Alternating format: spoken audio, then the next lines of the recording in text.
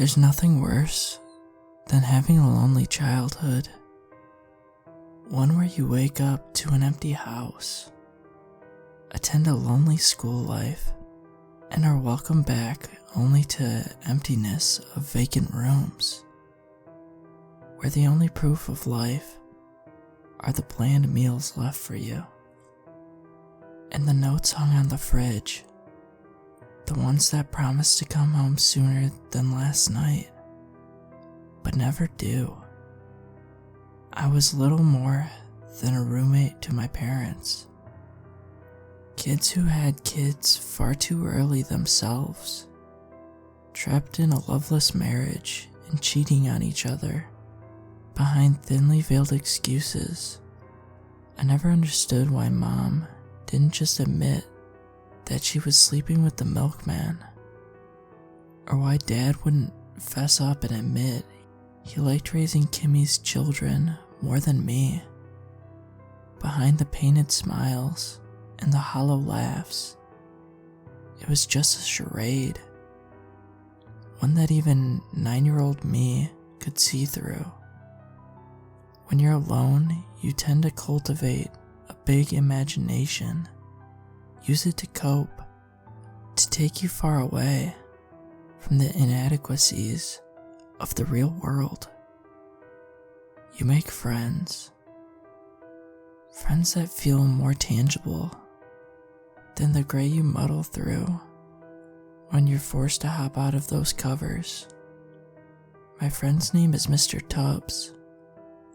He had the body of a cat and the face of a child. He stood upright. His fur was a shiny black, and he had a collar he wore around his neck with a little red bell that jingled when he ran. I had first met him in my dreams, where he played and danced in brightly colored forests. We'd swing on trees and crawled through logs, bustling with laughter. Every time I felt the tugging of consciousness threaten to take me away from my friend, I begged him to come with me, pleaded with tears in my eyes for him to stay alongside me. You can imagine my surprise when I found him sitting on the edge of my bed one winter morning, smiling warmly at me. "I'd never leave you, Charlie." From then on, I wasn't lonely anymore. The house wasn't so cold. The air seemed to be electric as we bounced from couch to couch, his black paws tip-tapping behind me as we played hide and seek. Our favorite pastime was sitting by the window and watching the snowflakes fall lazily down and disappear into a sea of white. "It's just as beautiful as your head, Charlie," Mr. Tubbs whispered in awe. "I feel so lucky to finally get to see them in person." I watched a particularly beautiful snowflake dance in the wind as it fell to the earth. I turned to him with a smile on my face, an idea blooming in my head. "Have you ever felt the snow, Mr. Tubbs?" His blue eyes seemed to sparkle like diamonds as his face lit up with excitement, then fell as he too was hit with his own thoughts. "But you aren't allowed to go outside, Charlie, and your mom will be home soon." I glanced at the clock. Samantha would be here in less than 20 minutes. Time was running out, and I aimed to make it worthwhile before I did. "Then we'll have to be fast," I smiled at him before bolting out the door. "Charlie," he cried behind me. I could hear the hesitant pitter-patter pick up as he ran after me, the high-pitched chime of his bell closing in. He exploded out the door, the white of the sky and the snow taking a magical quality. We spent the afternoon laughing and making snow angels. Mr. Tubbs' fur was absolutely covered in white as the slush clung to him. We laid there peacefully, still giggling as we were gazing at the sky with rosy cheeks. It was then I turned to him and whispered thank you. He stared at the sky before he replied. I couldn't bear to see you all alone. It hurt my heart. Finally, he turned to look at me in my eyes before smiling once more. I don't want my heart to hurt, Charlie. I don't even want to leave you. I smiled. Inexplicable tears of some strange emotion welling in my eyes. I don't ever want you to leave either, Mr. Tubbs. The moment was nearly ruined by headlights reflecting in the distance. Samantha was home. Mr. Tubbs and I shot each other frantic looks as we ran inside as quickly as we could. I kicked my boots off as he ran upstairs to hide as he always did. I barely made it up the third step before a hand yanked me back. You little brat, Samantha snarled. Look at the mess you've made on the carpet.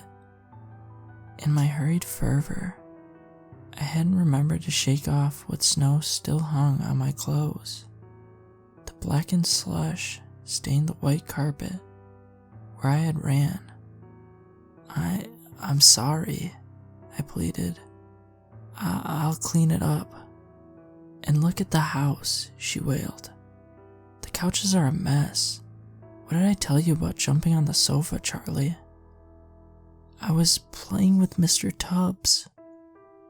Her face paled as her other hand tightened around my arm. What the hell did I tell you about Mr. Tubbs? He's not real, Charlie, and you need to start acting like it. She was speaking through gritted teeth as the color came back to her. Go get your jacket.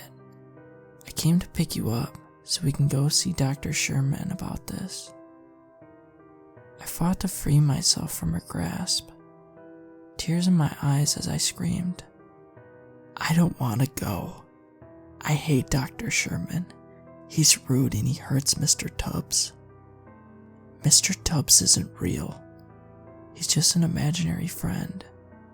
I've let you keep him for far too long. She yanked me towards the door as I looked back to see Mr. Tubbs staring horrified through the crack in the door. No. I was even more frantic, desperate to run away.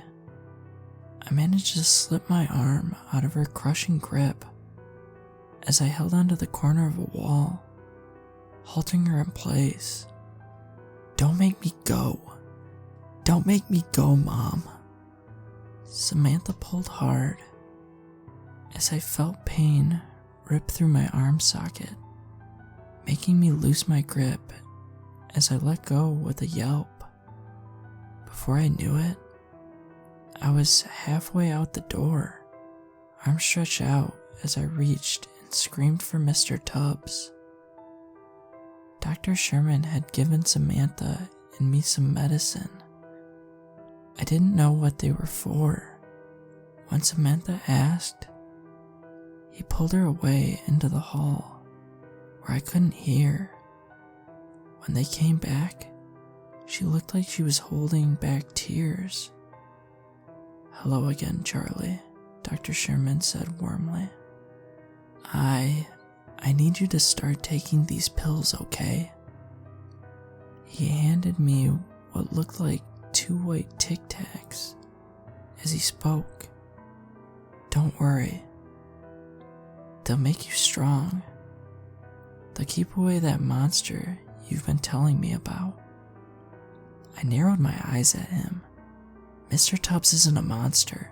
He's my friend. His eyes flashed with a deep sadness behind his round glasses, his white eyebrows scrunching as he struggled with something I couldn't figure out. Mr. Stubbs isn't real, Charlie. You need to take these. His name's Mr. Tubbs, and he's not a monster. I was screaming now at the top of my lungs. I understand that, Charlie, but you need to— No, I cried, slapping the pills out of his hand. No, no, no, no.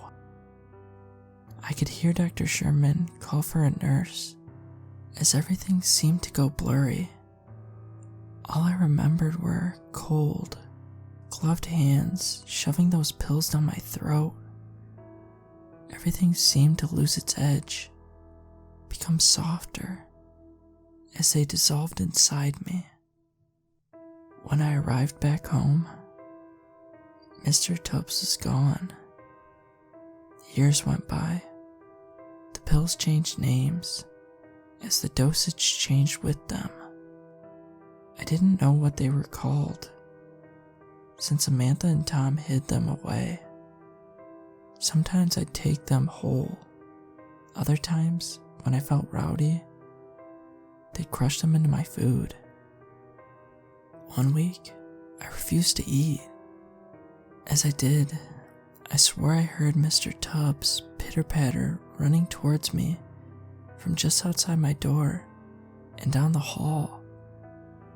I could hear him frantically calling my name as I searched for him and fought to keep the door closed to keep my parents out. I swore I saw his blue eyes peeking at me from the closet when Tom finally tore the door down and forced those pills into me.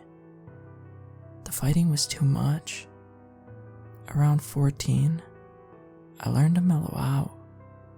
At 16, I didn't struggle anymore. And at 20, swallowing the pills, when they were handed to me, became automatic. I was still alone. Once I started going to the local community college, it wasn't any better.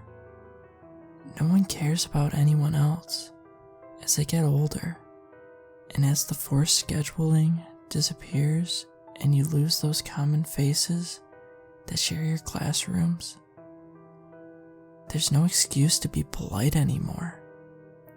As summer rolled around, something strange started to happen.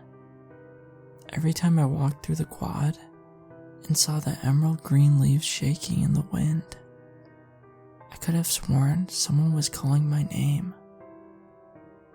When I walked down the labyrinth of halls to get to class, I could hear a small pitter-patter turn the corner just before I did. This continued for months, the leaves turning a rich brown as fall graced us with its presence. I could hear someone calling my name clearly now. Whenever I chased the pitter-patters down those halls, I could barely make out something black dart away before I could reach it. It was the night of Thanksgiving when it happened. We had finished eating and headed off to bed under the threat of passing out from the food coma that the turkey had put us under. It was sometime after 12 when I was awoken by the high-pitched sounds of a bell at the foot of my bed. Groggily, I sat up. I reached for my glasses, prescribed to me once I hit puberty. As I fumbled to make out the dark shape illuminated partly by the streetlights creeping through the blinds. As my eyes focused, I felt my heart stop. There, eyes dazzling like diamonds as he smiled warmly, sat Mr. Tubbs. "Hello, Charlie," he spoke. His voice was still that of a 9-year-old. It looked as though he hadn't aged a day. I could see no malice, no resentment, or anything sinister in his eyes.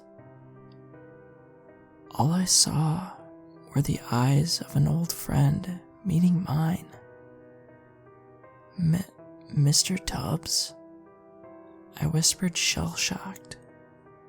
He broke into a smile as he jumped into my arms with a fierce hug. I felt him shake as he sobbed into my chest. I've missed you so much, Charlie. His voice was cracking with emotion. I didn't know what to feel. I didn't even know what to say. I felt like I had been thrown into a storm, feelings bubbling inside me, but not a one could overpower the other as they fought for control. Finally, with tears threatening to fall, I wrapped my arms around him gently as I pulled him into a hug. I missed you too, Mr. Tubbs. My heart hurt so much seeing what they did to you. He pulled away as he stared long and hard at me, his tiny hand covering his mouth. I couldn't take it when they... He trailed off before burying his face back into my chest. They took me away from you. It's okay, Mr. Tubbs. I cooed as I ran my hand through his hair. You're back. That's all that matters. He shook as he continued to cry. No, Charlie.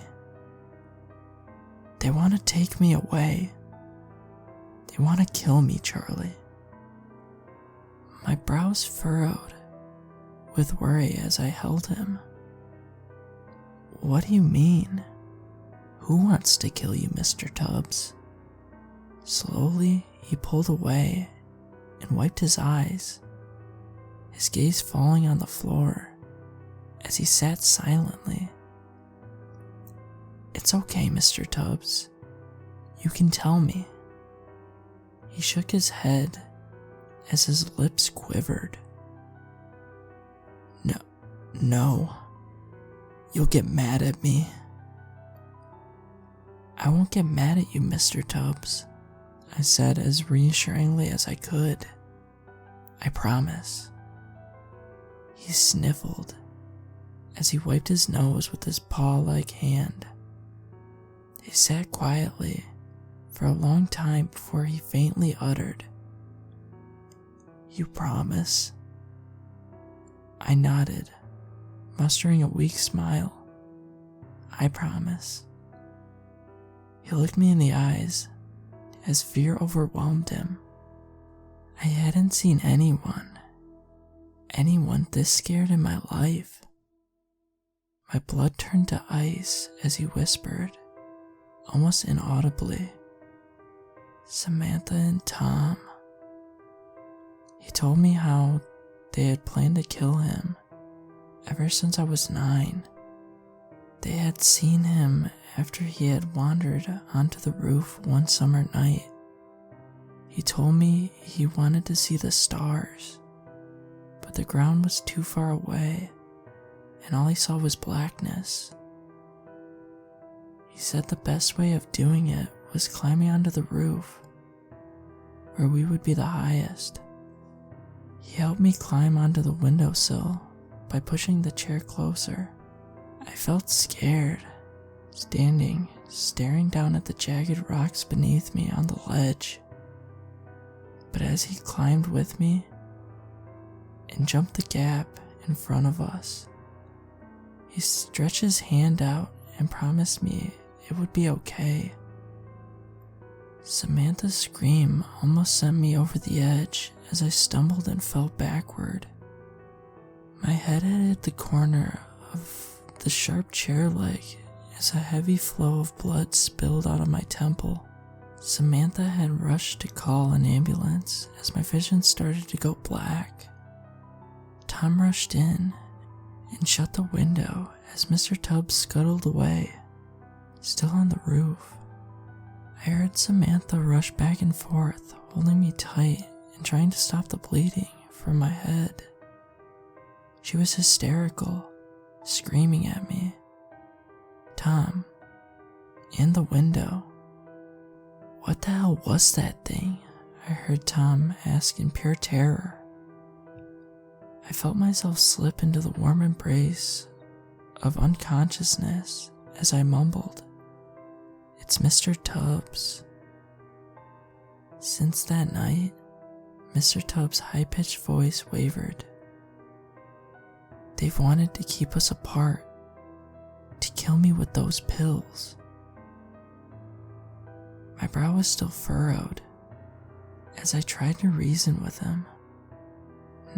No, Mr. Tubbs. Dr. Sherman said. Dr. Sherman is a liar, he interrupted sharply.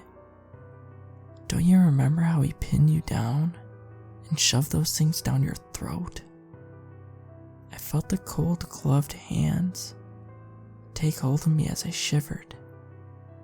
Yes, but Tom and liars.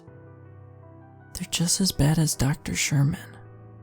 I could hear a low growl coming from somewhere. A growl like a beast about to strike. All they've done is shove those pills down your throat. Don't you remember the bruises they gave you when you tried to defend yourself and stop them from force-feeding you? He sat closer as his tiny hand took mine. They left you alone, Charlie. Alone all through your life without a single care for your well-being. He paused as he fought the tears in his eyes. I'd never leave you, Charlie. The sincerity, the care, the loneliness of it all. I felt myself get lost in that swirling typhoon of emotion before something broke inside me. It made sense. I'd never leave you either, Mr. Tubbs, I said in tears. His eyes were wet with joy as he sniffled. Then know what we have to do. We tiptoed down the hall, creeping down the stairs as we made our way back into the kitchen. I helped Mr. Tubbs onto the counter as he browsed the wooden block filled with handles. As he pulled out a long and shiny steak knife with his eyes shone with delight. This one. I took it in my hand as we made our way back. He was positively dancing with excitement. Every step he took, he shook with anticipation, inching closer until I finally held the doorknob in my hand.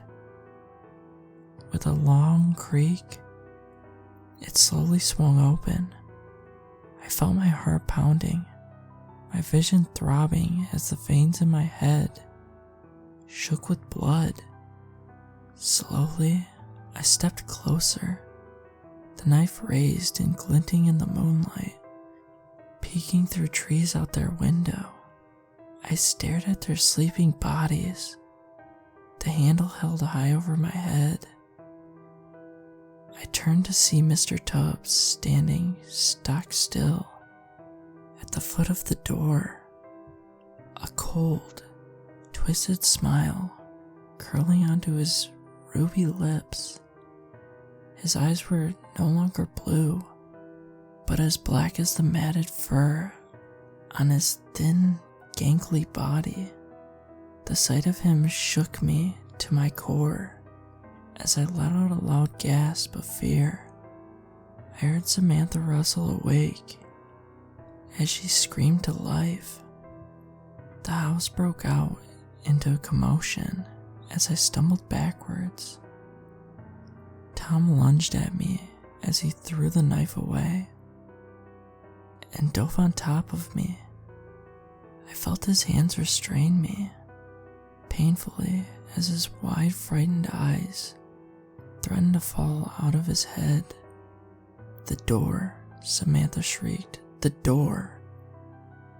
I saw Tom turn as his grip loosened and his face drained of color. When I turned to see what he was looking at, I saw Mr. Tubbs scurrying away like a cockroach, up the walls and down the stairs. I heard his voice like nails scraping against chalk as he let out a howl and shook the walls. I could hear the window shatter downstairs and the pounding of the walls as he scrambled onto the roof above us. Tom snapped his head back to me before jerking to face Samantha. "The pills," he barked. "The pills." Samantha was a blur as she shot around the place, tearing out drawers and boxes from all around the room. "I can't find them," she was hysterical. "Tom, I can't find them." "The closet." He fired as he shot up and ran to shut the door. I sat up and pressed myself against the wall in fear as he darted to latch the window, the stomping and howling on the roof growing louder. Samantha finally held up a small plastic canister as she twisted off the top and ran to me with the 2 white pills. "Open your mouth, Charlie." Her fat fingers were jabbing against my tightly held together lips as her long nails cut my skin open. I felt blood start to drip down my chin, like it always had when this happened. "No," I cried as I fought to twist her hand out of my face. "I want to know what." I felt her hand cover my mouth as she slipped them down my throat and forced me to swallow. The world went soft again as I calmed down, the howling and the banging fading away as they slowly died out.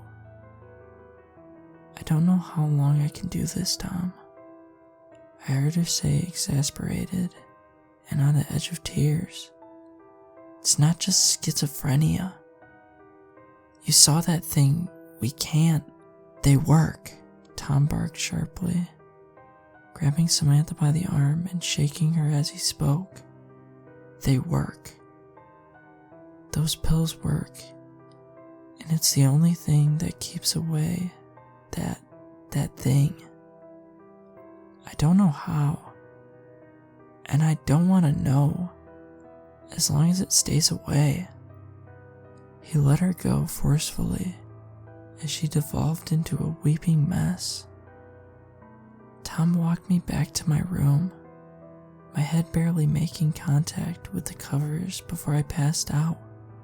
I've been to see Dr. Sherman a few times now, each one with less hope in my eyes than the last.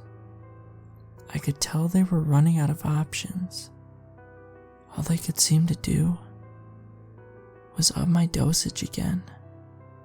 It's been a full 6 months since the accident, and I haven't had any problems.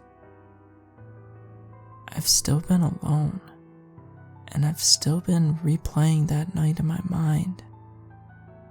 I can't get the image of Mr. Tubbs' twisted smile out of my head. I feel tired, and I feel terrified.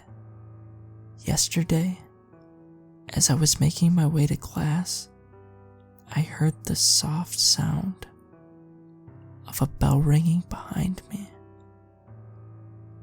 I can hear something whispering in my ear from the foot of my bed as I try to sleep at night. Only this time, there is no warmth. I'll never leave you, Charlie.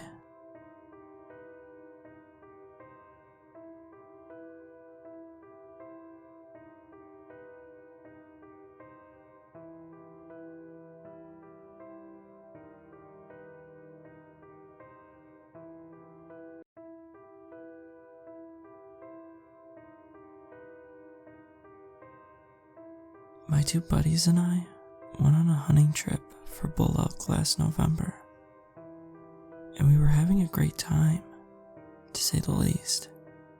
That, however, soon would change after what we saw on the third day. Now, I'm not one for superstition, and I don't believe in ghosts at all, but what we saw out there really changed my view about those sorts of things. The trip started out normally after we parked our trailer at the camp. We got there a few days early before the hunt officially started, so we could settle in and get some scouting done. Only Eric and I had licenses because Brian didn't draw out this year, but he wanted to come along with us anyways. Brian also brought along his German Shepherd named Lucy, which stayed back at camp with a leash that was connected to a metal spike. The spike was so deep in the ground that I wondered if we would be able to get it out. I asked Brian, and he just told me that his dog was so strong that it had to be that deep. I enjoyed playing with Lucy. She was always excited to see me and would greet me by jumping up on two legs and trying to lick my face. Eric, however, was not amused by her and would consistently yell at her to leave me alone. Anyway, the first 2 days, we saw some cow elk in valleys and on sides of the mountains that I thought for sure that we would see some bulls out there, but there were none among them. It wasn't until the third day of the hunt that we saw some bull elk, but it was too far away for us to take a shot at, and even if we were able to hit it, it would take hours to try and pack that thing out. So that evening, we decided to hunker down next to the fallen trees and were able to watch a hillside while we were surveying the area.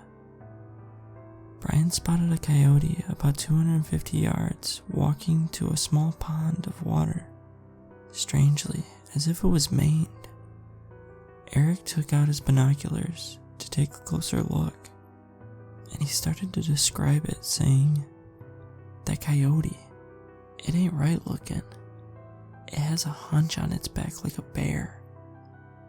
And its jaw, oh man, its damn jaw, seems like it's been broken. And now it's just drooping there like a dead fish." "Let me see those binoculars," I asked curiously with an outstretched hand. Eric handed them to me, and as he did, he seemed to grasp his gun tightly.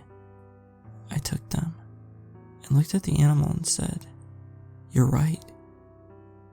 That thing's jaw is just hanging there. Also, did you happen to notice its hair?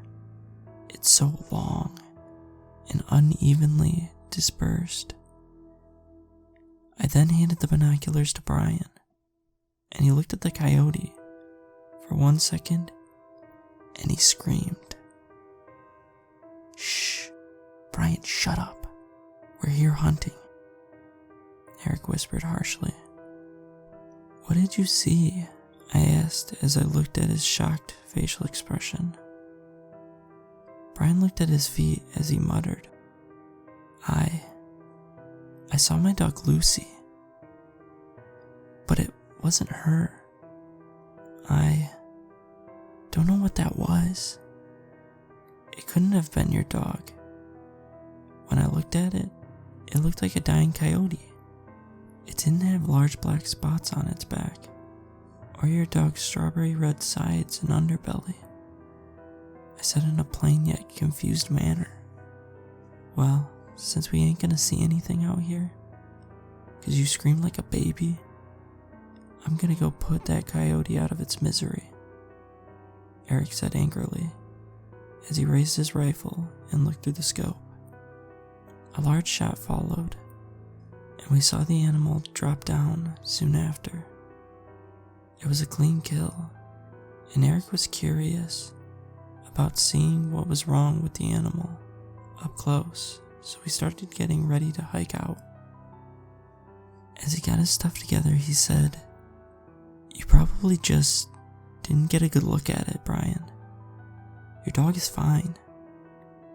Brian stood up, and as he brushed the dirt off his butt, he replied, "I swear I saw my dog, but an evil, demented version of it, with human eyes.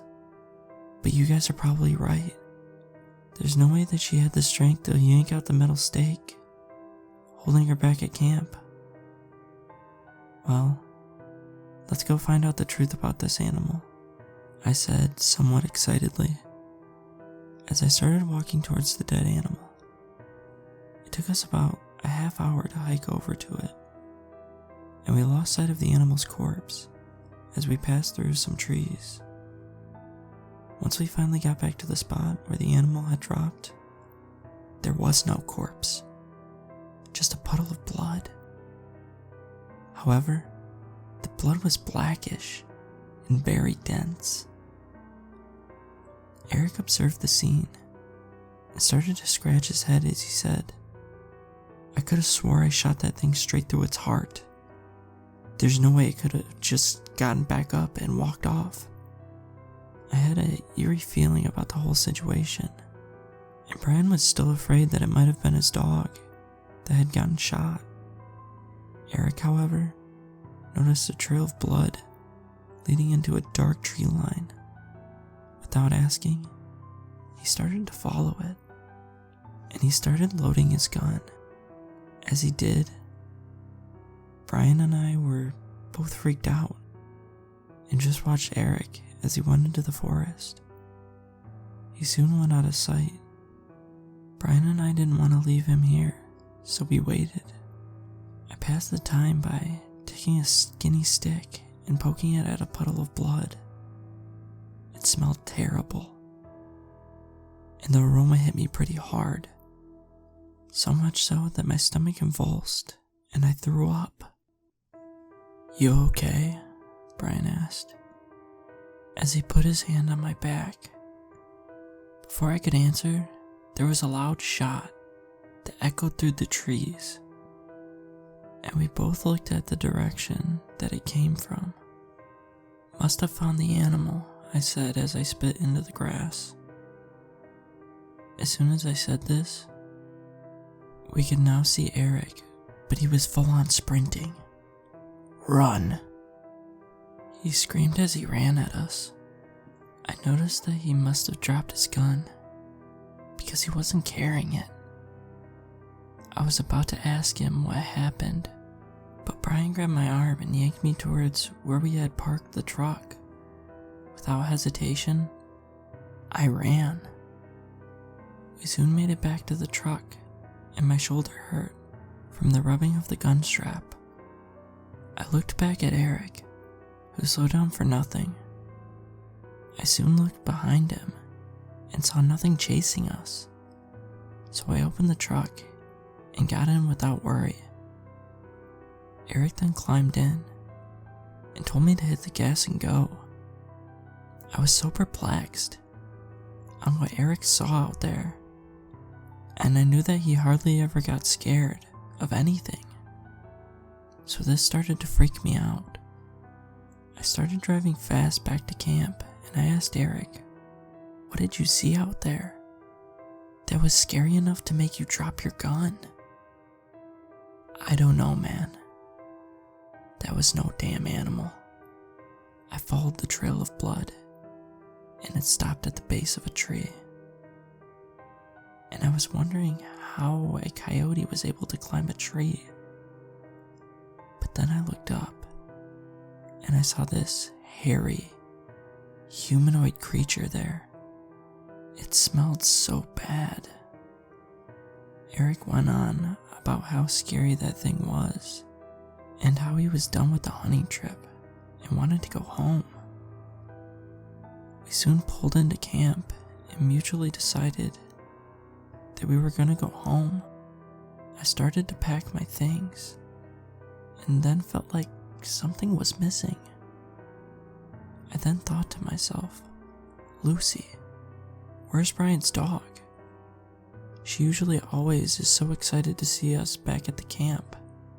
She can't stop barking and whining to be set free." As soon as I thought this, Brian started screaming and crying. I ran over to where he was and saw that his dog was gone. However, on further inspection, I noticed that Brian was looking at something. Something had pulled out the metal stake in the ground and strung Lucy up on a nearby tree and had skinned her. Brian just could not stop crying, and Eric ran over to see what was wrong and just stood there, jaw dropped and frozen. He then muttered, "She was skinned alive. There's a bunch of bruising caused by struggling around her neck where the collar is." "Shut up, Eric. You're not helping," I said as I put my arm around Brian's shoulder, who had strung up his dog's body from the tree. "Skinwalker," Eric said in a low tone of voice. As he looked into the distance, he then screamed, "It's a damn skinwalker." I followed his gaze and saw an animal that looked like Lucy, but it had human eyes and a sickly green glazed looking coat of fur. Brian stopped crying and just stood there, eyes locked on the beast. Eric then whispered with his voice quivering, "We all run to the truck on the count of 3. Just leave everything else." Brian and I slowly nodded and agreed with the plan. "Okay. 3, 2, 1. Eric whispered sharply, and we all took off like a pack of gazelles for the truck. We hopped in, and as soon as we did, we saw the skinwalker lunge at us and struck the right side of the door with such a powerful blow that it nearly tipped the whole truck over. It didn't stop me whatsoever, and I drove out of there faster than I ever had. After that, none of us ever went hunting again in that area. We never even went back to claim our camping trailers and supplies. It was too terrifying to think that what happened to Brian's dog could happen to us, and that thing would walk around in our skin.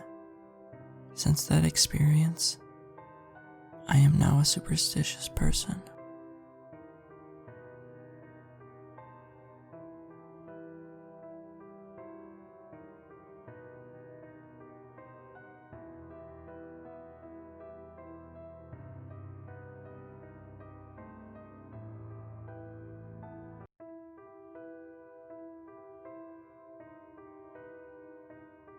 My name is Tom.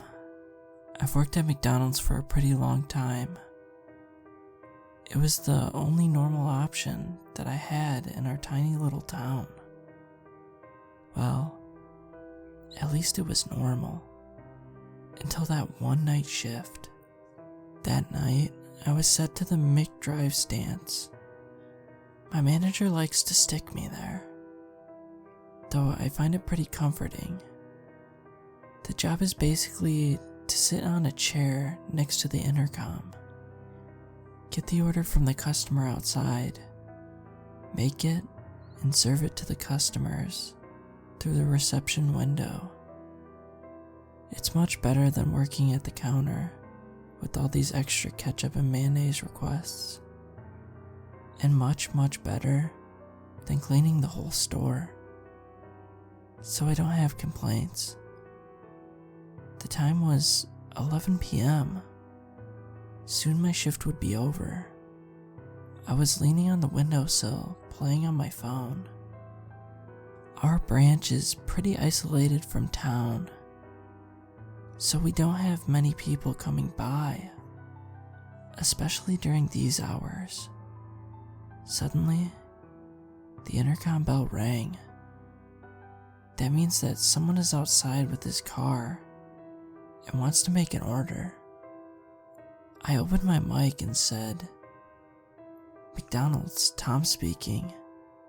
What would you like to order?" From the other side, I could hear the voice of a tired middle-aged man. "Hey, yes. Give me 1 large fry and 1 large Coke." "No problem, sir. It's $12. "And your name is?" "Bob," he said. "Okay, Bob. Please move forward with your car to the reception window and wait." That one was a piece of cake. I rushed to the kitchen, grabbing the fries that were ready in advance and pouring his large Coca-Cola from the machine. As I stepped towards the window, I saw a police car, and in the driver's seat, there was a fat cop who was waiting for his healthy midnight meal. He looked exhausted. "Tough night?"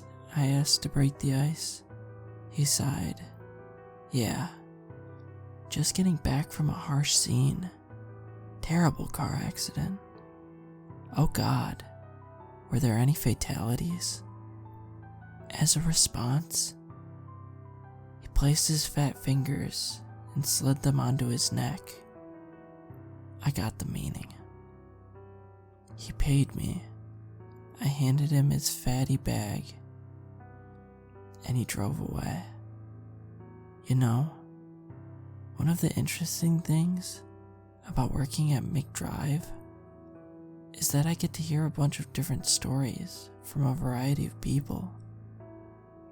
One time, a cop, another time a lawyer, and once in a while it's a drunk homeless guy who thinks that the window is the main cash register and begins to yell at us when we try to explain to him that this window is for cars only. The branch returned to its empty and quiet state. I was playing on my phone, waiting for the shift to be over. After a few minutes, the intercom rang again. "McDonald's, Tom speaking. What would you like to order?" But there was no response from the other side of the line.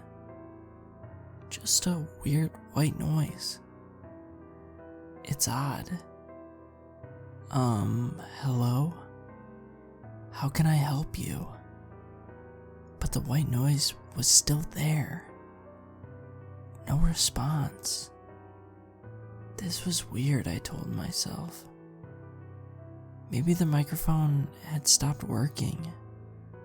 But a moment before I got out from the store to go check up on it, I heard a low voice coming from the intercom.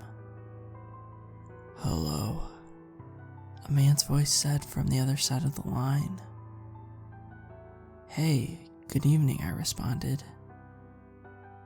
"My family and I like to place an order, please." "Okay, what would you like?" After a few moments of silence, the man spoke. "Me and my wife will have a double Big Mac meal, and fries and a Coke, and 2 Happy Meals for our 2 little ones." I was writing down the order and said, "Okay, it's $40. What's the name?" "Just write the Goldberg family," he said. "Okay, please move forward with your car to the reception window and wait for the order to be ready." Back to the kitchen I went. I turned on the oil heater and poured some frozen fries into it. When everything was ready, I put it all in a large carton bag and stepped towards the window. When I got there, I poked my head outside the window and saw an old car slowly moving towards me. The model was white, a Honda Civic, with a lot of tin on it. It looked like they didn't even bother to take it to the garage or something. But who am I to judge other people? I work at the most doubtful place that exists. The car stopped near the window, and the father rolled down the car's window. "Hey, Goldbergs are here." He smiles. "Hey, I'm Tom." He kept staring at me with his smile without saying a word. I could hear the crickets from the embarrassing silence. Okay, it's $40, please," I said to break the silence. Right, he said, and opened his wallet, searching for money. As he continued to search for the money, one of the two kids suddenly yells, "Dad, I'm hungry." And then his younger sister yells too, "Yes, Daddy, bring the food." Their mother quickly turned her head to them and said, "Here, in a moment you'll have your food." The dad looked at me with a shameful look and apologized. "Sorry for this. We are starving to death. We had one hell of a ride." "All good," I smiled to him, while he continued to look for his lost money in his wallet. I left their order on the inside floor under the window until they paid. Suddenly, I started to smell this awful smell of something burning, like something is burning really strong. I turned to the family. "I'm sorry, I have to go check something." Before they replied, I was already running to the kitchen, ready to see the damage I did. God, I probably forgot to turn off the oil heater. But as I got there was no longer a smell. Nothing was even burning, and the kitchen looked normal as always. That was weird. After a moment, I remembered that I had to get back to the reception window to complete the payment and the delivery to the family of their order. But as I returned to the window, the Goldbergs were no longer there. Their bags were still on the floor, and they didn't leave the cash for it. I poked my head outside the window, and there was no sign of them or their old rusty car. A few moments later, after my shift was over, as I was driving home, I thought to myself, why the hell did they leave without taking their meals? If they were starving? And also, where did that weird smell come from? In the morning, after I arrived at my morning shift, again in the McDrive position, as I stepped inside the branch's main entrance, I saw all the staff and my manager gathered around the small TV screen. It was a news broadcast. It's rare that something happens in our little sleepy town, so it must be something serious that occurred. The broadcast began. The anchor's face was serious, and with a dramatic sound to her voice, she said, "A tragic car accident had taken the life of a whole family." Oh God, I was thinking to myself. It must have been the accident that the policeman was talking about earlier, last night. But then, they showed video footage of the event as it was being played out on the screen. In the video, there were a lot of emergency vehicles surrounding a vehicle that was on fire. And that vehicle was white. A Honda Civic with a lot of tin on it. Just like the Goldbergs one. As I was trying to figure out what the hell was going on, the anchor continued. The Goldberg family were on their way from a long road trip, and all they wanted to do was stop at a close McDonald's just around the corner. But a few moments beforehand, their car suddenly deteriorated on the side of the road, and the result was fatal. The vehicle crashed into an electrical pole that was at the corner.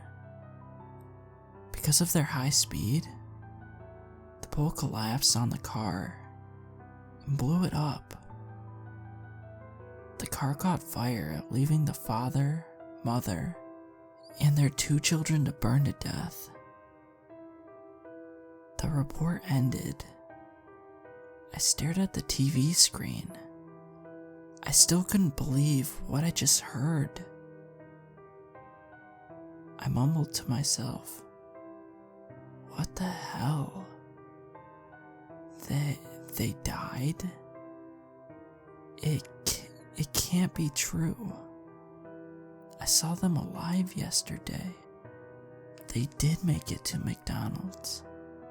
I took their order from them." And, suddenly, before I could finish my thought, the intercom bell rang.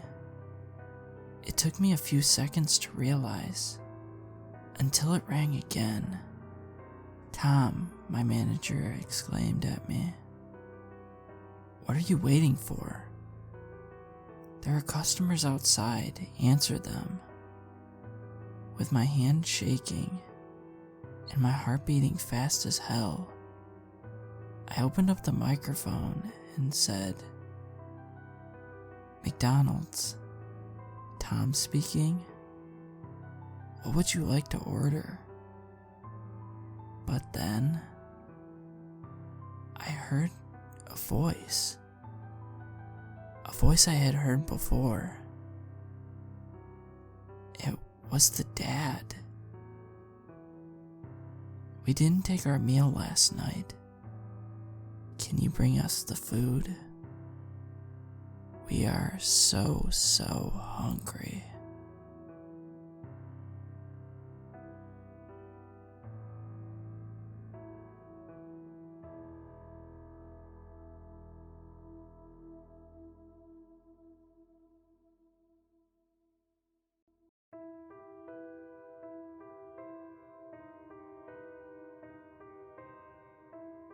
Social media was starting to piss me off. My feed became the same repetition of posts. In hindsight, I should have looked for some new accounts that interested me. But that kind of thinking was nowhere to be found in my head. In my boredom, I decided to go and find something entirely new. I unlocked my phone and started to scroll through the App Store. After 20 minutes of knockoff versions of Instagram and TikTok, I found one that piqued my curiosity. The icon showed a white exclamation mark on a plain black background. The app's name was simply Share, and the description of the app was not any more elaborate. Share who you truly are. A little strange, but I've seen worse. There were no reviews, no previews, no updates. Absolutely nothing. I thought it was kind of suspicious.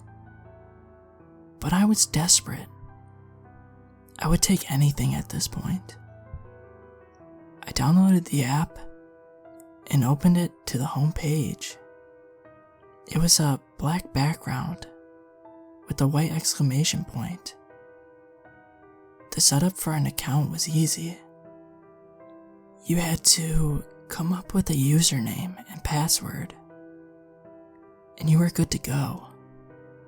Before I could delve into the app and its contents, I caught a glance of the clock. It was 3 a.m. I sighed to myself and put my phone on my nightstand before burying myself into blankets on my bed. I could wait until I was finished with class the next day. The next morning, everything was the same.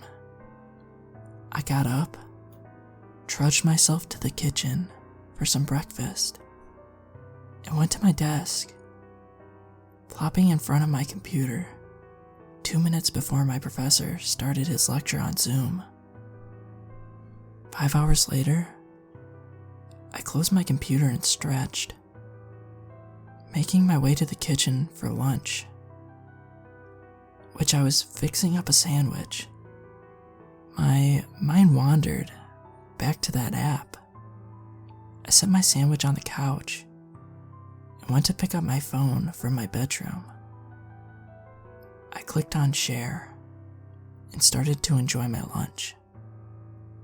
On the top right corner of a blank screen was a white wheel. Must be the settings, I said to myself. It was mostly basic. Blocked accounts, autoplay, help center, etc. My eyes landed on the subscribe button. I tapped it, and a pop-up appeared, explaining how you can get entered into contests and receive updates on the app if you enter your email. One of the contests mentioned was a prize of $10,000. As a broke college student, I was tempted.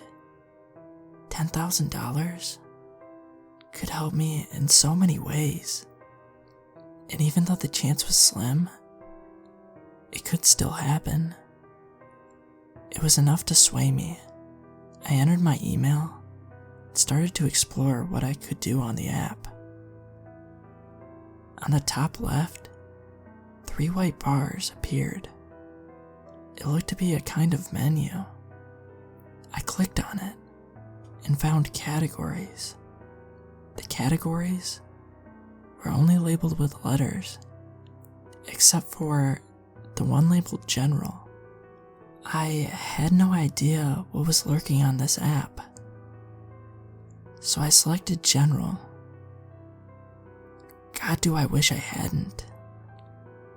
The photos and videos were absolutely disgusting. There were dead bodies, some unrecognizable. There were videos of people torturing others and laughing. There were other things on there, but it was all too horrific to describe. I sprinted to the bathroom to throw up the lunch I just had. As soon as I emerged from the bathroom, tears stinging in my eyes from disgust and rage, my phone pinged. It was an email from that damn app. Hello, redacted name. How are you enjoying Share? The team hopes you find it to your liking, and we look forward to any post of yours. Have a great day. Sincerely, Share.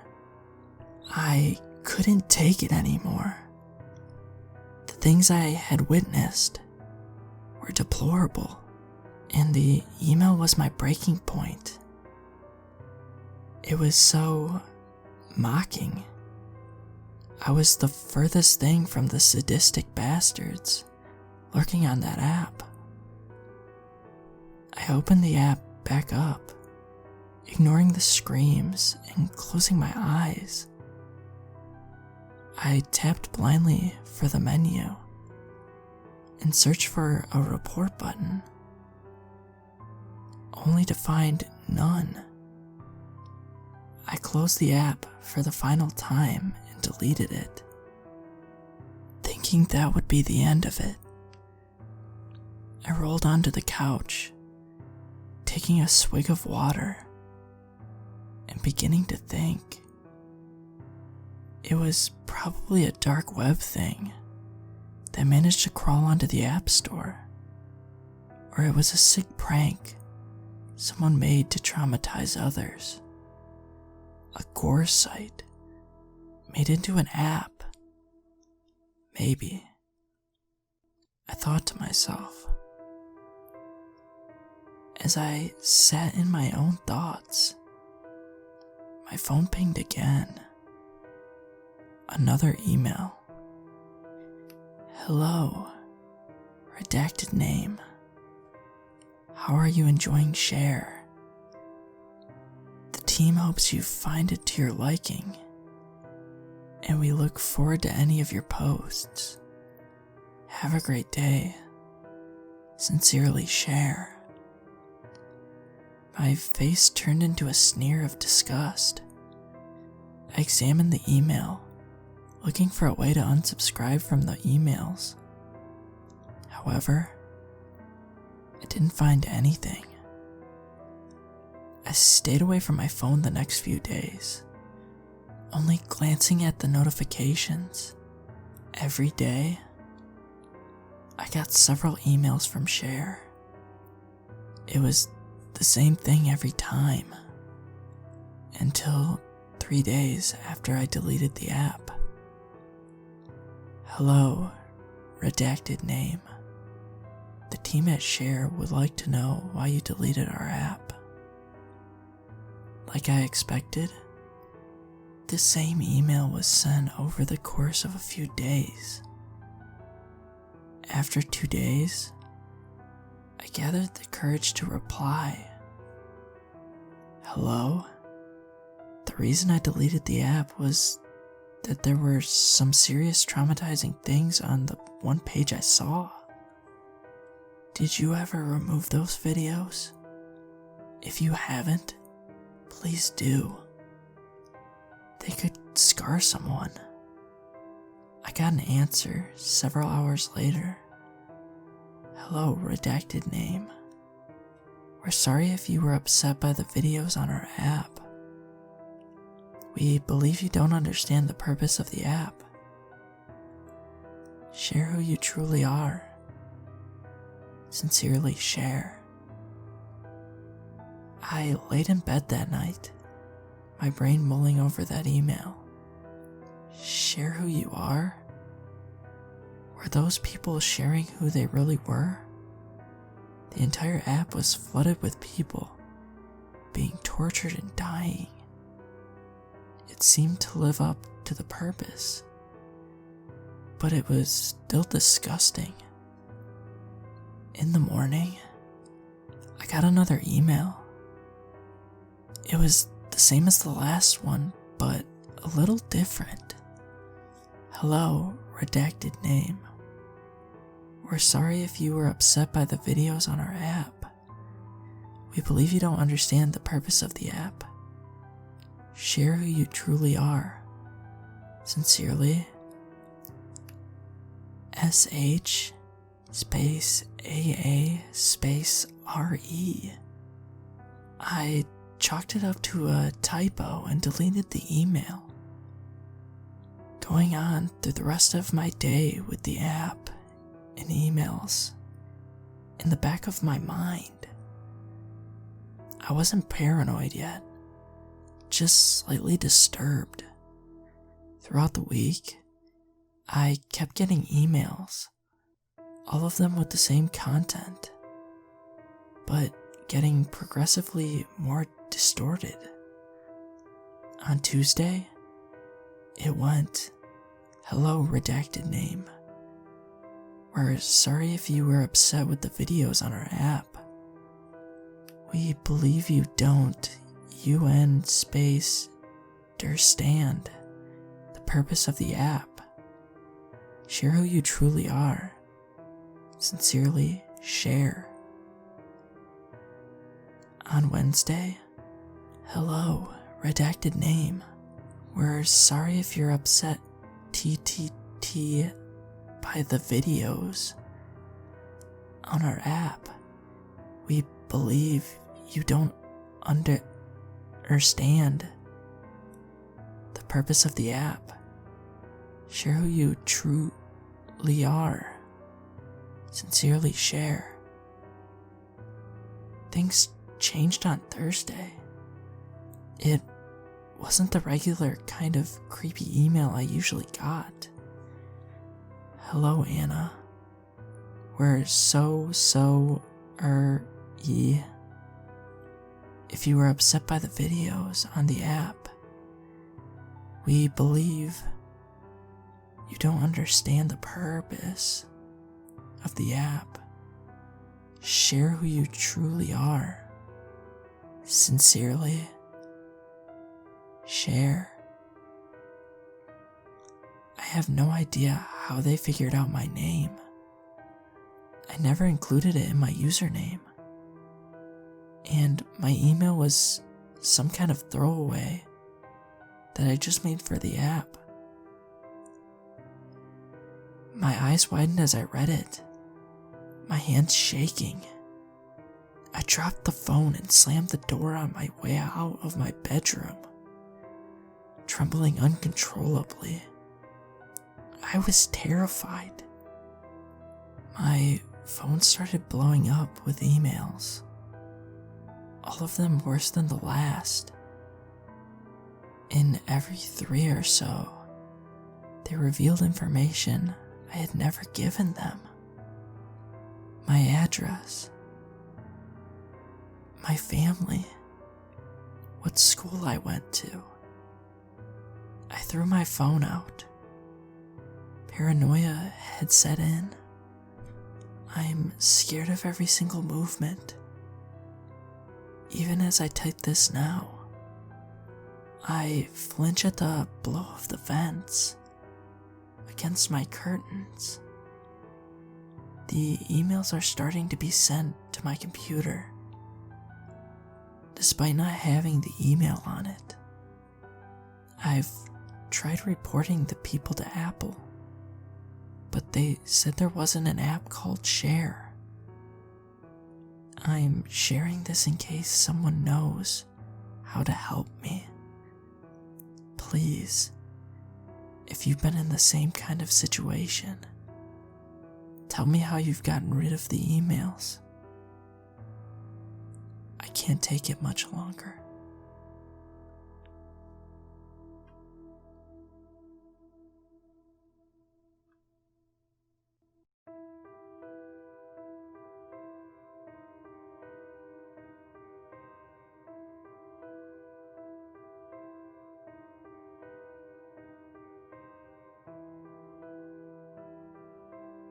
My cat, Kevin, is an idiot. I maintain that all cats are generally much dumber than people think, but Kevin is really in a league of his own. Kevin is very impressively forgetful. About once a week, he'll forget where the door outside is, and meow with an increasing urgency at a bare patch of wall. He'll look at me frantically, plaintively, hurt that I'm just standing there when he is so desperately in need. My wife, Amy, installed a cat door for Kevin. He's got about an 80% success rate with it.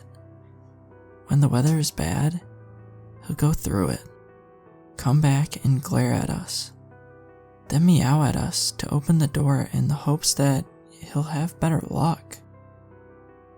Occasionally, he'll forget how to use the cat door immediately after walking out of it.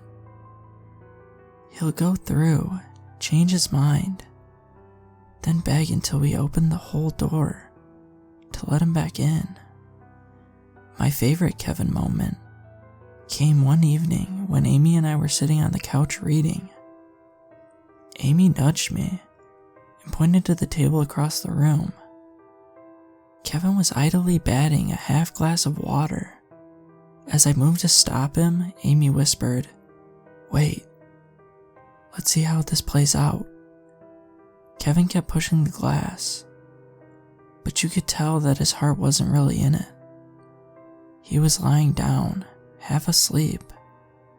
Inevitably, the glass fell and made a deep thudding sound on the carpet floor.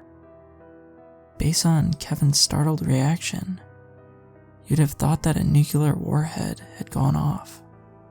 He sprang a full 5 feet in backwards through the air and landed on top of the open bathroom door, which began to slowly close.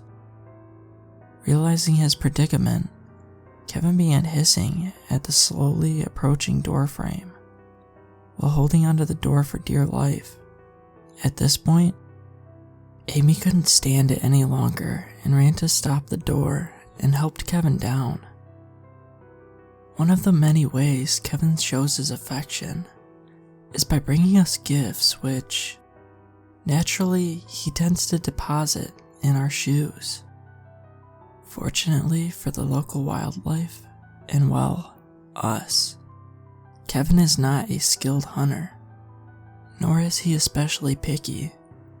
He'll generally find whatever convenient, vaguely prey-sized object he can and present it as a glorious conquest. Golf balls are a particular favorite of his. We don't know why. I don't play golf. Amy doesn't play golf. None of our neighbors play golf. We honestly don't know where he finds them.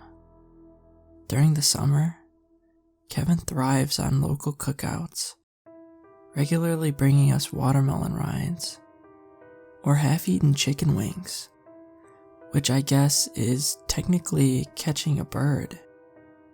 In the fall, Kevin brings us Halloween decorations, little skeletons, little rubber bats, which hey, closer, right? Thus I was not completely surprised, not initially at least, when I found the severed finger in my shoe. For a fraction of a second, I tried to convince myself that it was just another decoration. It wasn't. It was too heavy, too solid, too real. It smelt of copper and a hint of something darker. Wordlessly, I showed it to Amy. What if Kevin killed someone? Amy said, her eyes very wide. We were interrupted by a muffled meowing coming from the kitchen. Kevin had once again managed to wedge himself between the refrigerator and the wall and didn't realize that he could simply back out. I helped him out. 30 seconds later, he was right back in there, and the muffled meowing resumed.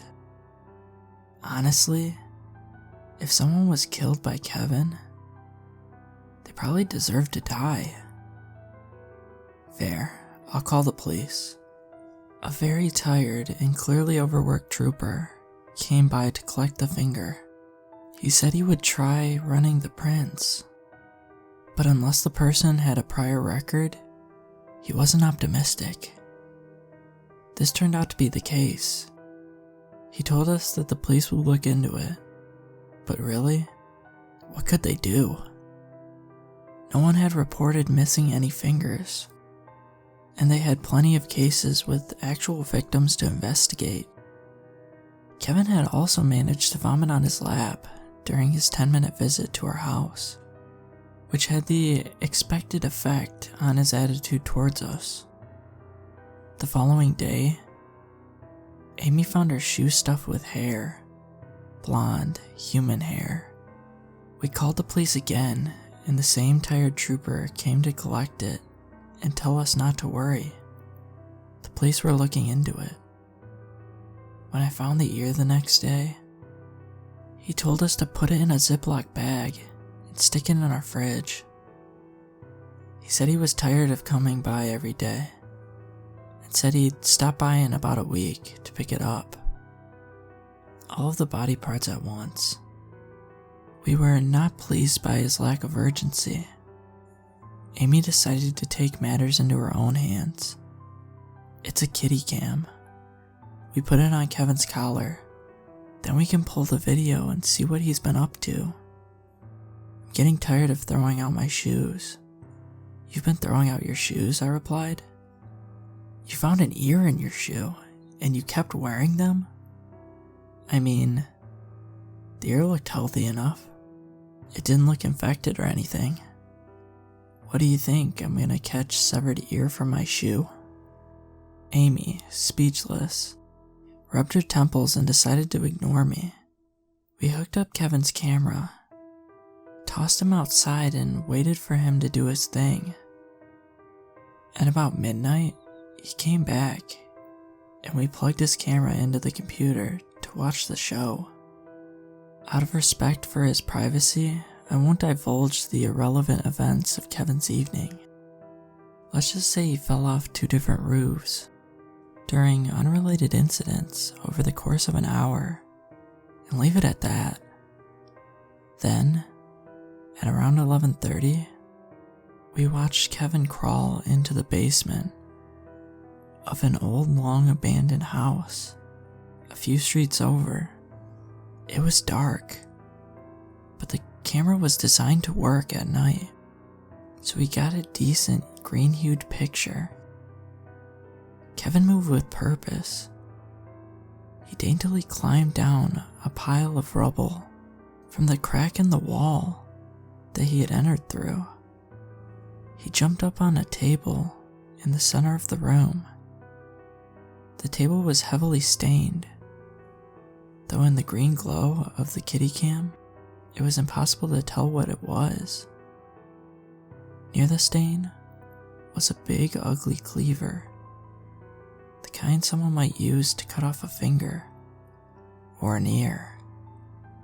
It, too, was stained, a deep, dark green.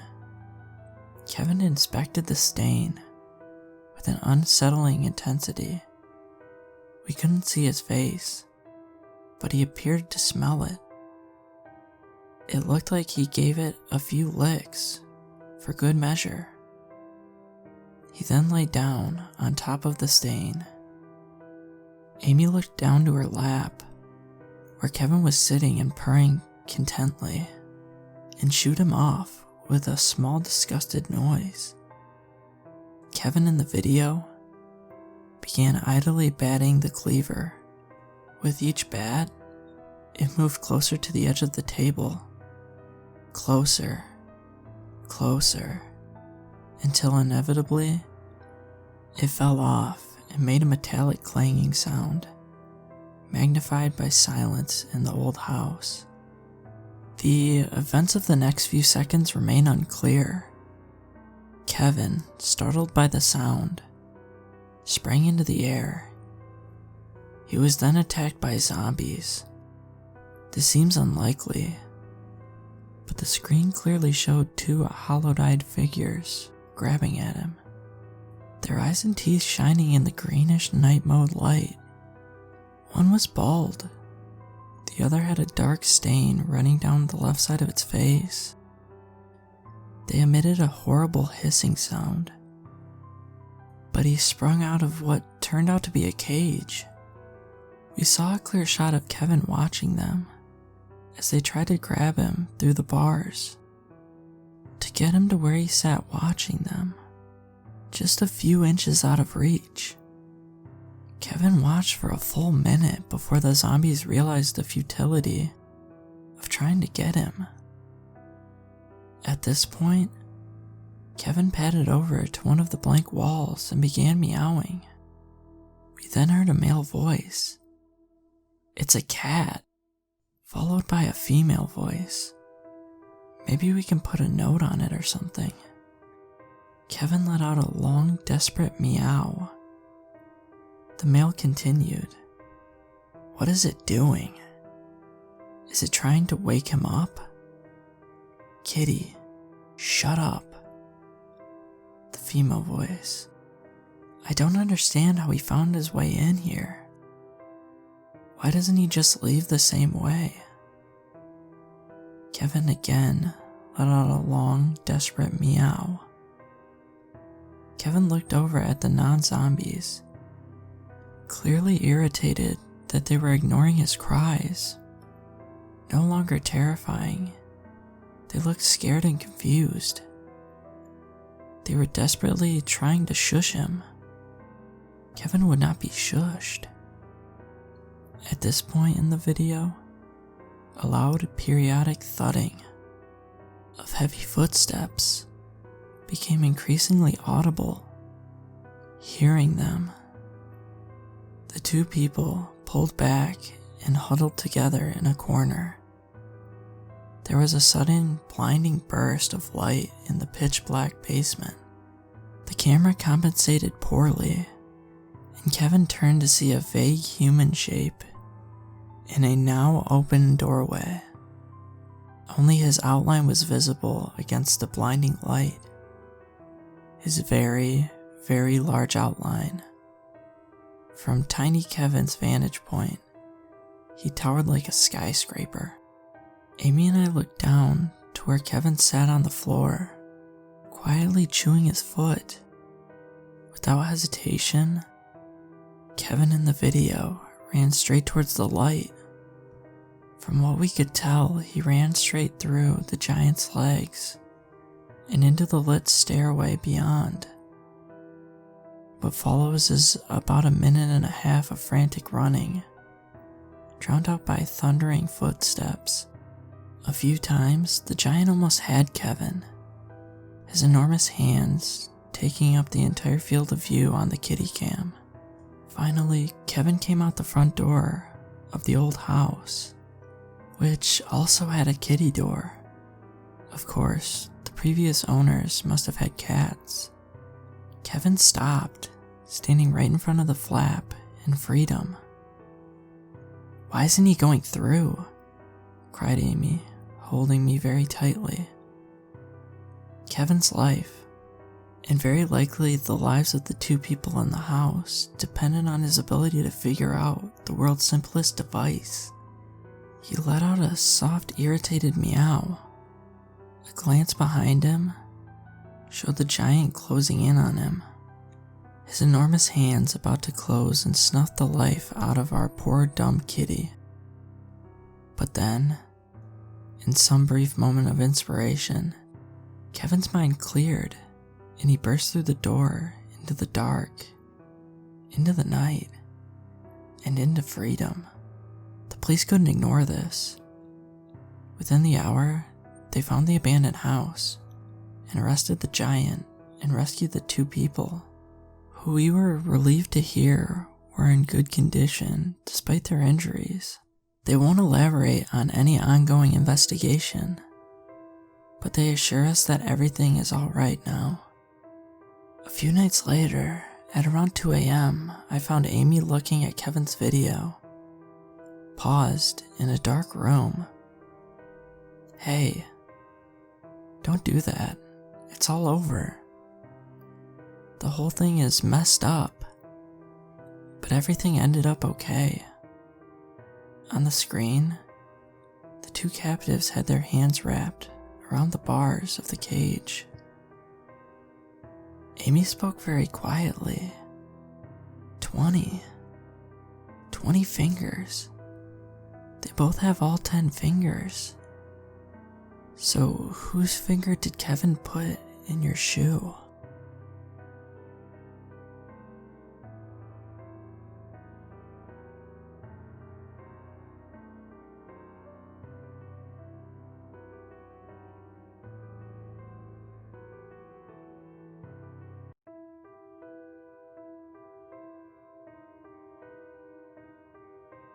A little background first. I was serving a 15-year sentence in a penitentiary in southern Arizona. What I was in there for isn't important. During my stay there were countless things that happened that no one could explain. And even more than that, no one wanted to know more about. It all started with a prison legend. Supposedly, years ago, something awful and unexplainable happened in the prison.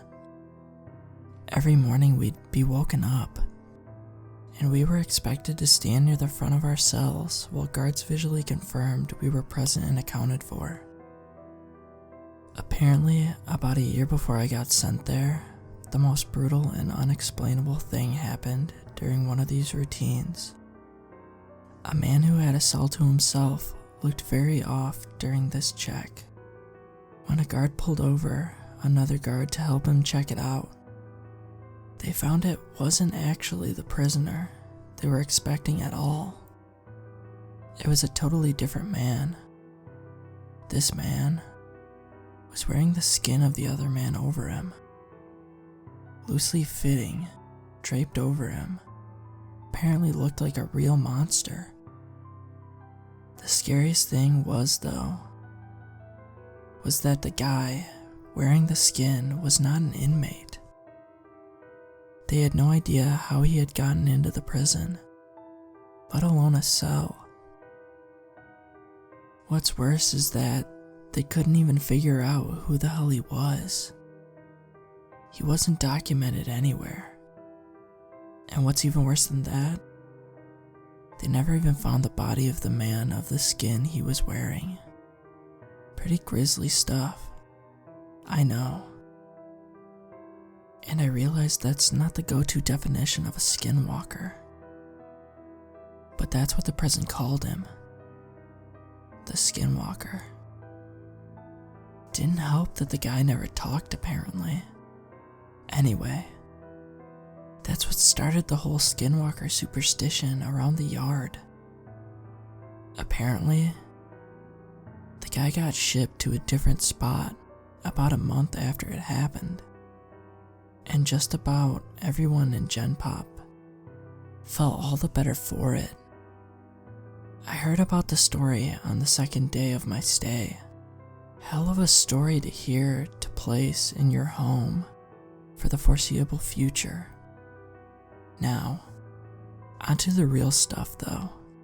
Sure, that guy was the skinwalker. But all he did in the long run was get an old lifer Navajo inmate to tell everyone about actual skinwalkers. It seemed like a lot of the prison culture actually revolved around them. Now, apparently, skinwalkers are tricky to point out on the spot, but if you manage to survive around one for more than a minute or two, almost everyone can tell the mannerisms are all off. They can mimic human speech, but not replicate it. They twitch manically. They have an unnatural gait while walking, but apparently they got better with experience. The old Navajo guy, his name was Carl, said that he was sure there was an actual one among the prisoners, slowly picking us off over the years. He called it the Grandmaster Skinwalker. At one point, apparently he thought it had human mannerisms down so well that you might not even be able to tell if it was your cellmate for a day or two. It had to be good, he posited one night. He would expect a skinwalker to jump at any opportunity for a kill. But this one realized it had a revolving door of people to kill coming to it, and masterfully bided its time, as Carl thought, for years. A lot of guys found humor in it. A lot more were really on edge about it. Every once in a while in prison, people snap. Sometimes you'll find your cellmate swinging in front of your bunk, strung up around the neck by his pant leg. Sometimes you just can't take it anymore. But in our yard, people tended to snap in a very special way. It wouldn't be an outburst at dinner or a silent suicide in the night. Guys would just stop talking, hunch over and shuffle around. Any friendships they had would be mostly out the window. They would turn into a loner during rec time. They would let their hair hang in front of their face. No one liked to talk about it. Like if they did, it would happen to them next. I felt the same way. I didn't know if it was a skinwalker or just people going crazy, but I didn't want to find out. It wasn't clockwork or anything, but every time someone snapped in this way, it wasn't more than a couple of weeks before they were shipped off or transferred to God knows where without anyone else knowing beforehand. Then there was the nighttime occurrences. Short, loud bursts of sound echoed through my cell block during all hours of the night on a regular basis. It sounded like a mix between a pig dying and nails on a chalkboard. Just another thing no one liked to talk about. Even scarier were the shadows and the footsteps. The block was dimly illuminated in the night by a few lights hanging from the ceiling outside the cells. I myself saw shadows flit across my walls on regular occasion when there were definitely no guards near my cell. One time near the end of my sentence, I woke up, looked at my back wall, and found a perfect silhouette of a person standing there. But when I looked, my bunkmate was asleep, and no one was outside my cell. And the footsteps? Everyone hated the footsteps. They were the scariest part. In the night, sometimes more rarely than the shadows, you would hear ungodly, fast footsteps.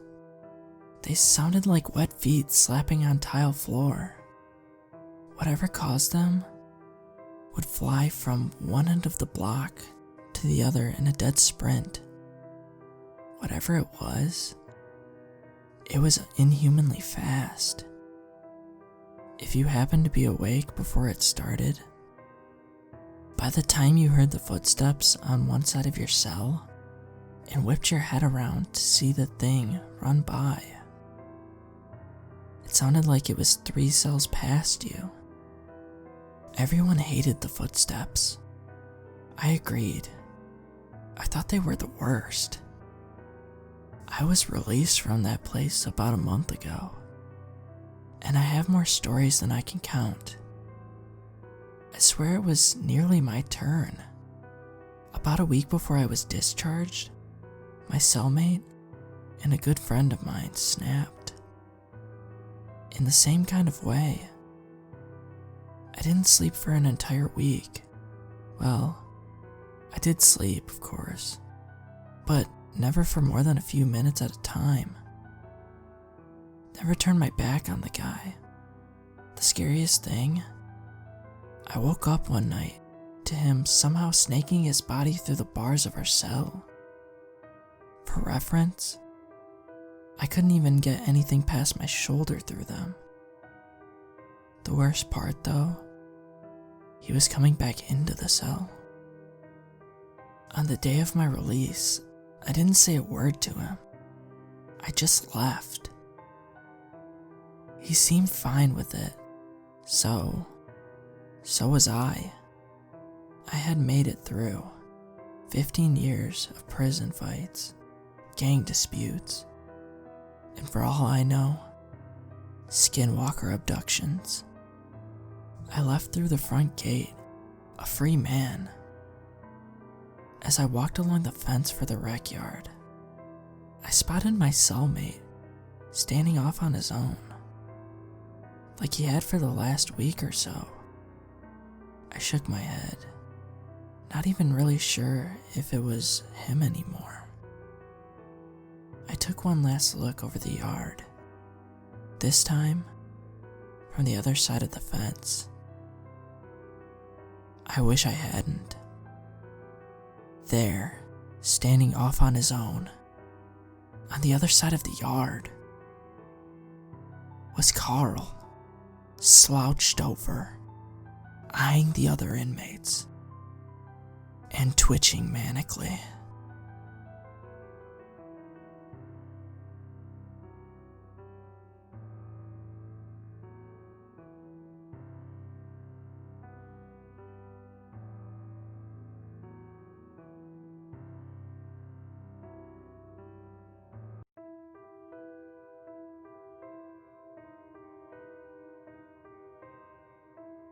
During the fall of 1987, a strange fog rolled into my small Midwest town. Our population was a little above 10,000. At the time, I lived in a small town where everybody practically knew each other, which was one of the reasons why I loved it there. Anyway, it was my junior year of high school, and Halloween was just 1 week away, which I was excited about because Halloween was my favorite holiday. Every yard in my neighborhood was littered with those cheesy Halloween decorations you'd find at your local discount store. Anyway, where was I? Oh, it was Friday night when the fog first rolled into my town. I was doing my homework when all of a sudden, I heard Miss Jones from down the street let out a blood-curdling scream. I quickly jumped out of my chair and peered out the window. That's when I noticed my whole street was now enveloped in a thick blanket of fog, like in the movie The Mist. There was something different about the way this fog moved, almost like a snake. Anyway, I stepped onto my porch and noticed the whole neighborhood was now outside too. I could hear whispers of awe as everyone began watching the fog. Soon, more blood-curdling screams could be heard as something inside the fog began snatching up my neighbors. One by one, I could hear their screams. The rest of us ran inside our homes, where we all remained until Monday morning. After I was safely back inside my house, I locked all of my doors and hid inside my closet. My parents were gone for the week, so I was all alone, and you can imagine just how scared I was. Anyway, when I finally emerged from my closet, it was already 2 a.m, and I was exhausted. Needless to say, I didn't get any sleep for the rest of the day. When Sunday morning arrived, I was finally able to get some sleep, despite the strange fog still lingering outside. At around 11 at night, though, I woke up to a strange sound I could not explain. Still half asleep, I slowly got out of bed and noticed the fog had somehow made its way inside my house. I screamed, but was immediately silenced as a tendril from within the fog shot out, wrapping itself around my neck and causing a cold, searing pain like no other. Although I struggled to breathe, I somehow managed to free myself. I tried calling my parents, but my phone was dead. I grabbed my car keys and tried to make my way towards the door, but instead was slammed hard against the wall. I cried out in pain as the fog moved quickly towards me. I was trapped. Before I could react, though, the sirens located around my town began to go off, causing the fog to retreat. When Monday arrived, My street looked like a total bloodbath, with bodies scattered everywhere, easily mistaking them for Halloween decorations. In total, 100 people were killed during the fateful weekend. Nobody could ever explain why the strange fog rolled into town that year, but they did have their theories, even going as far as blaming the local power plant.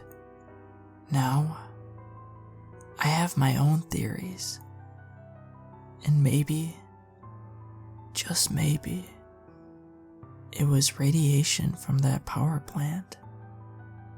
Anyway, people began moving out until eventually, only 60 people remained, including my parents. Over the years, you'd hear about the occasional urban explorer or a homeless person going missing after visiting the nearby abandoned town. After I graduated from high school, I moved far away and had not been back for 33 years. But today, I have received news that the fog has returned. Now I'm finally going home.